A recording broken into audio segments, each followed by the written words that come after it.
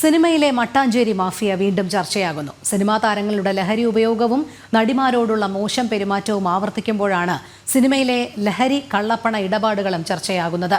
കൊച്ചിയിലെ മയക്കുമരുന്ന് ഇടപാടിൽ മട്ടാഞ്ചേരി മാഫിയ എന്നറിയപ്പെടുന്ന സംഘത്തിന് പങ്കുണ്ടെന്ന് വ്യക്തമായിട്ടും ഒരു നടപടിയും ഉണ്ടാകാതിരുന്നത് സൂപ്പർ താരങ്ങളെ ഭയക്കുന്നതുകൊണ്ടാണെന്ന് BJP സംസ്ഥാന vice president doctor KS Radhakrishnan ആരോപിച്ചിരുന്നു. സുധീഷ് ഗോപാൽ ചേരുന്നു.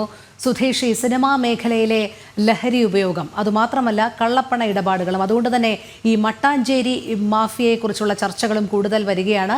എന്തായാലും ഈ മട്ടാഞ്ചേരി മാഫിയ എന്നുള്ള ആ സംഘം അല്ലെങ്കിൽ ആ ലോബിക്കെതിരെ ഒരു നടപടിയും ഉണ്ടാകാത്തത് സൂപ്പർ താരങ്ങളെ ഭയക്കുന്നത് കൊണ്ടാണ് എന്ന് BJP സംസ്ഥാന vice president doctor KS Radhakrishnan ആരോപണവും ഉന്നയിച്ചിരുന്നു. അദ്ദേഹത്തിൻ്റെ ആ വാക്കുകളും ഏറെ പ്രസക്തമാണ്. നമുക്കെന്തായാലും ഇത്തരം വിഷയങ്ങൾ വീണ്ടും ചർച്ചയിലേക്ക് വരുമ്പോൾ ഈ മട്ടാഞ്ചേരി മാഫിയയ്ക്ക് മേൽ ശക്തമായൊരു നിയന്ത്രണം കൊണ്ടുവരേണ്ടത് അനിവാര്യമാകുകയല്ലേ?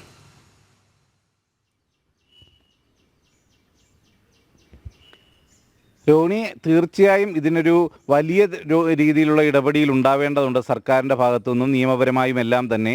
ഇതിൽ ഏറ്റവും പ്രധാനമായും മട്ടാഞ്ചേരി മാഫിയയുടെ പ്രവർത്തനം, അവർ ലക്ഷ്യം വെക്കുന്നത് വർഗീയമായ ലക്ഷ്യങ്ങളോടെ തന്നെയാണ്.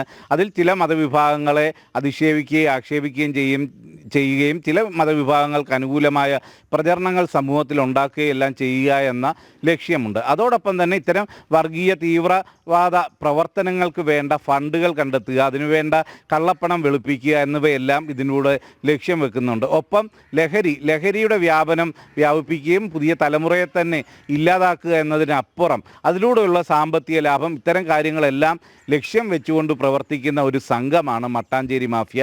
അതിൽ അവരുടെ ഇടപെടലുകൾ ഓരോ സിനിമയിലും എത്രത്തോളം ആഴ്ന്നിറങ്ങി ചെല്ലുന്നു, ഇല്ലെങ്കിൽ അവരുടെ ലക്ഷ്യത്തിലേക്ക് എത്തിക്കാൻ കഴിഞ്ഞിട്ടുണ്ട് കഴിഞ്ഞ കാലങ്ങളിലൊക്കെയും എന്നത് പലരുടെയും വെളിപ്പെടുത്തലിലൂടെയും എല്ലാം നമുക്ക് വ്യക്തമായതാണ്. ഷർഷാദ് എന്ന ഒരു സിനിമ സംവിധായകയുടെ ഭർത്താവ് തന്നെ അത്തരത്തിൽ പുഴു സിനിമയിലുണ്ടായ ഇടപെടലിനെ കുറിച്ചൊക്കെ നേരത്തെ പറഞ്ഞിരുന്നു, അതിനെക്കുറിച്ച് വിശദീകരിക്കുകയും ചെയ്തിരുന്നു. അത്തരം അനുഭവം എല്ലാം മുന്നിൽ നിൽക്കുമ്പോഴും ആ വിഷയവുമായി ബന്ധപ്പെട്ട് പോലും പോലീസിൽ അടക്കം നൽകിയ പരാതികളിലുള്ള ഇടപെടൽ, അതിലുപരി ഈ സിനിമാ മേഖലയിൽ കള്ളപ്പണം വെളുപ്പിക്കുന്നതിനപ്പുറം വിദേശത്തു നിന്നും വരുന്ന ഫണ്ടുകൾ, ഇത് എല്ലാം സംബന്ധിച്ച് കൃത്യമായ സൂചനകൾ ഉണ്ടാവുമ്പോഴും ഇതിനെ ഒന്നും നിയന്ത്രിക്കാൻ സാധിക്കുന്നില്ല. അത് ന്യൂനപക്ഷ പ്രീണന സമീപനം ഇടതുപക്ഷ സർക്കാർ ഇല്ലെങ്കിൽ സംസ്ഥാനം ഭരിച്ച ഓരോ സർക്കാരും വെച്ചു പുലർത്തുന്നതിന് കാരണമാകുന്നു എന്ന് തന്നെ വിലയിരുത്തേണ്ടി വരും. ഇതേ ഘട്ടത്തിൽ തന്നെ ഇപ്പോൾ KS രാധാകൃഷ്ണൻ ചൂണ്ടിക്കാണിച്ചതുപോലെ ഈ മേഖലയിൽ, സിനിമാ മേഖലയിൽ ലഹരി ഉപയോഗം നടക്കുന്നു എന്നത് എല്ലാവർക്കും അറിയാവുന്ന കാര്യമാണെങ്കിൽ പോലും അതിനെ നിയന്ത്രിക്കുന്നതിൽ അതുമായി ബന്ധപ്പെട്ട് പ്രവർത്തിക്കുന്നവർ ഇല്ലെങ്കിൽ അത്തരം ആൾക്കാർക്ക് പോലും അത് ലക്ഷ്യത്തിലേക്ക് എത്തിക്കാൻ കഴിയുന്നില്ല. അവരും ഇത്തരത്തിൽ ചിലരെ ഭയന്ന് തന്നെയാണ് മുന്നോട്ട് പോകുന്നതെന്നും വിലയിരുത്തേണ്ടി വരും. ഈ ഒരു ഘട്ടത്തിൽ കൃത്യമായും എടുത്തു പറയാവുന്ന നിരവധി അനുഭവങ്ങൾ സിനിമാ മേഖലയിലുള്ളവർ തന്നെ വെളിപ്പെടുത്തിയിട്ടുള്ളതാണ്. അതേസമയം കഴിഞ്ഞ ദിവസം തന്നെ നടി മുന്നോട്ട് വെച്ച പരാതി, ഈ പരാതിയിലെല്ലാം ചൂണ്ടിക്കാണിക്കുന്ന വിഷയങ്ങൾ ഇത്തരത്തിലുള്ള ലഹരി ഉപയോഗവും മറ്റ് സ്ത്രീകൾ നേരിടേണ്ടി വരുന്ന വിവിധങ്ങളായ പ്രശ്നങ്ങളും എല്ലാം ചൂണ്ടിക്കാണിക്കപ്പെടുമ്പോഴും അതിനെതിരെ നടപടി സ്വീകരിക്കുമെന്ന് പറയുന്നതിനപ്പുറത്തേക്കുള്ള ഒരു കൃത്യമായ ഇടപെടൽ പോലീസിൻ്റെ ഭാഗത്തു നിന്നുണ്ടാകുന്നില്ല. ഇപ്പം ഷൈൻ ടോം ചാക്കോയുടെ നേരത്തെ ഉണ്ടായ കേസിൻ്റെ തന്നെ അവസ്ഥ അത് തന്നെ ഇതിന് ഏറ്റവും വലിയ ഉദാഹരണമാണ്. കൊക്കൈനുമായി ഷൈൻ ടോം ചാക്കോ പിടിയിലായ എന്ന് പോലീസ് പറയുമ്പോൾ ആ കേസ് പോലും കോടതിയിൽ അതിൻ്റെ തെളിവുകൾ ലഭ്യമാക്കാനോ അതിൻ്റെ നടപടിക്രമങ്ങൾ പൂർത്തീകരിക്കാനോ പോലീസിനായിട്ടില്ല എന്ന് പറയുമ്പോൾ ഈ മേഖലയുമായി ബന്ധപ്പെട്ടുള്ള ഇടപെടൽ അത്രയ്ക്ക് ശക്തമാണ്.